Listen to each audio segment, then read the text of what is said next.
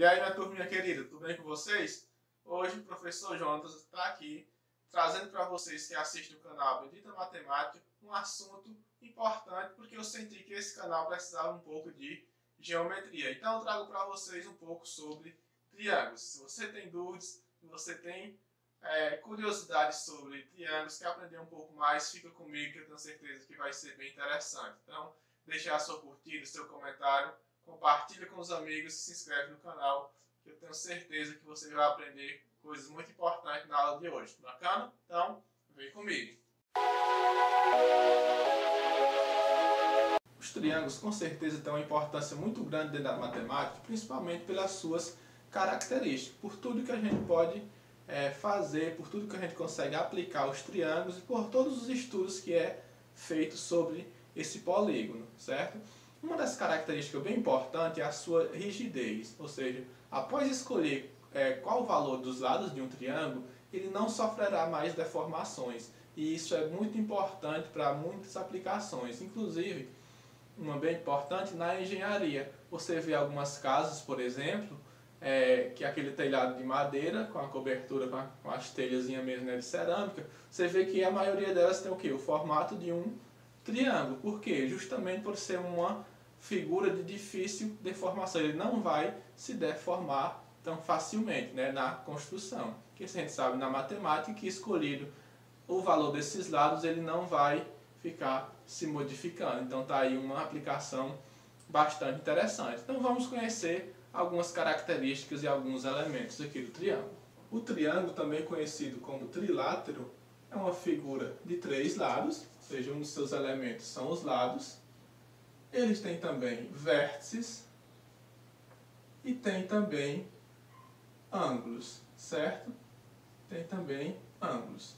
Se eu chamar aqui, como são esses encontros aqui, eles formam pontos, eu vou nomear com letras maiúsculas do nosso alfabeto, certo? Então, cada um desses encontros aqui, eu chamo de vértices. Então, nós temos, por exemplo, aqui os vértices A, B e C. De um vértice a outro, eu tenho o que a gente chama de segmento de reta. Então, cada segmento de reta desse é um lado do triângulo. Então, nós temos o lado AB, o lado AC e o lado BC, ou seja, esses 3 segmentos de reta. Os ângulos é essa abertura aqui, ó, entre 2 segmentos de reta.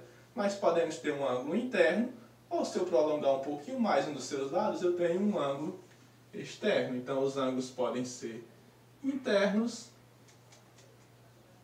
e podem ser externos, certo?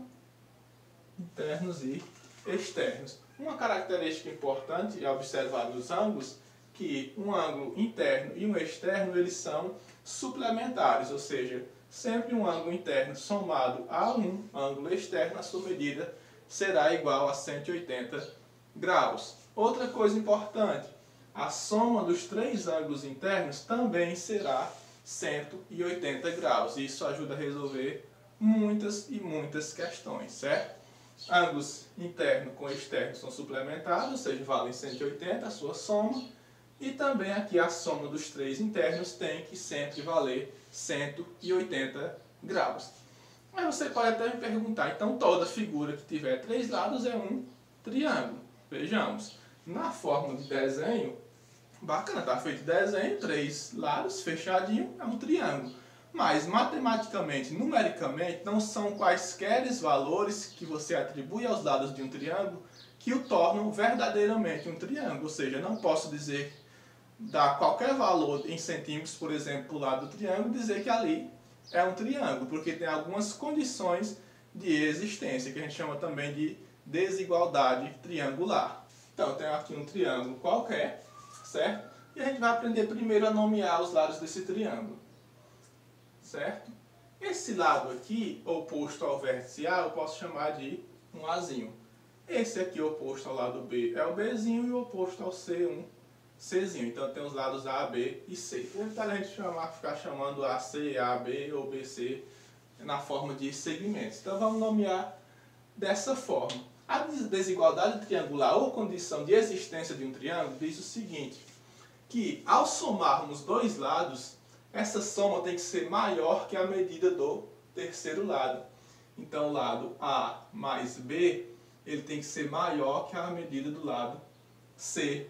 Da mesma forma, a soma do lado A com o lado C tem que ser maior que o lado B. E o lado B mais o lado C tem que ser maior que o lado A. Assim como, se você fizer a diferença, ó, o A menos o B tem que ser menor que C, ou seja, um lado menos o outro tem que ser menor que o terceiro. O A menos C tem que ser menor que o B, e o B menos C tem que ser menor que o A. Então, eu só posso garantir que três valores, eles formam um triângulo se obedecer a essas três desigualdades aqui, ou a essas três. Eu tenho que verificar uma por uma, porque pode ser que uma dê certo e as outras não. Por exemplo, 2, 3 e 8, por exemplo. Será que eles formam um triângulo? Então vamos observar. Ó. Vamos fazer a medida aqui, ó, 2 mais 3 dá igual a quanto? 2 mais 3 é igual a 5. A gente já observa na primeira soma aqui, ó, que 5 é menor que 8. Então esses valores aqui não formam um triângulo. Se fossem os valores, sei lá, 3, 5 e 7, será que formam um triângulo? Então a gente observa, ó, 3 mais 5 é igual a 8, que é maior que 7. Então, ok. 3 mais 7 é igual a 10, que também é maior que 5. Então, ok. E 7 mais 5, que é igual a 12, também é maior que o valor 3. Então, foram satisfeitas as três condições. Então, eu posso formar um triângulo com essas dimensões, certo? Então, eu só posso afirmar que é um triângulo se obedecer a essas condições, ok? Então, agora a gente vai aprender um pouquinho sobre como nomear os triângulos, quanto aos seus lados e quanto aos seus ângulos. Tem esses dois tipos de nomenclatura que a gente pode associar ao triângulo, de acordo com os seus lados e de acordo com os seus ângulos, certo? Quanto à nomenclatura dos triângulos, a gente pode dividir em duas partes. Quando as suas características dizem respeito aos lados e quando as características dizem respeito aos ângulos. A respeito dos lados, ou seja, quanto aos lados, os triângulos eles podem ser equilátero, isósceles ou escaleno. Quando é que ele vai ser equilátero? Equilátero, equi vem de igualdade.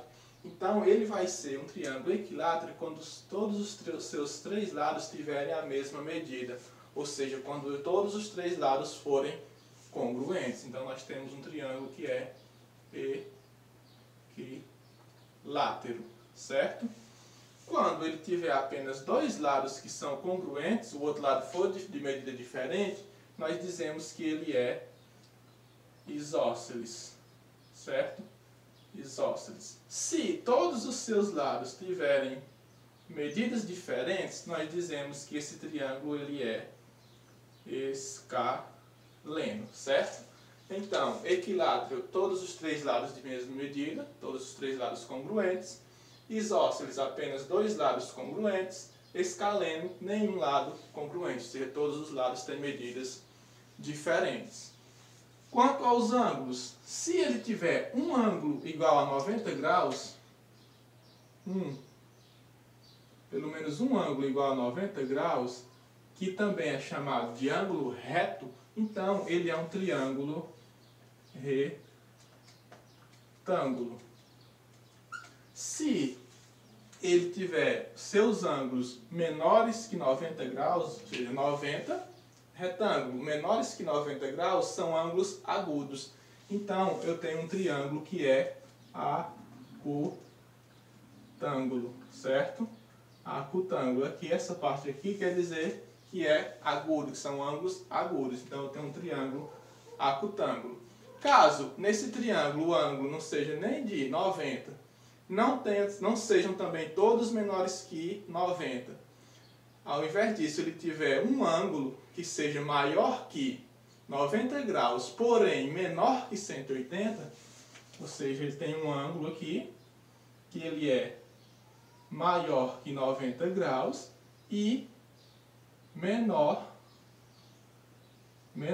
que 180 graus, porque se ele for 80 graus, não tem como fecharmos o triângulo, certo? Quando acontecer isso aqui, esse ângulo ele é chamado de ângulo obtuso, então nós temos um triângulo obtusângulo, certo?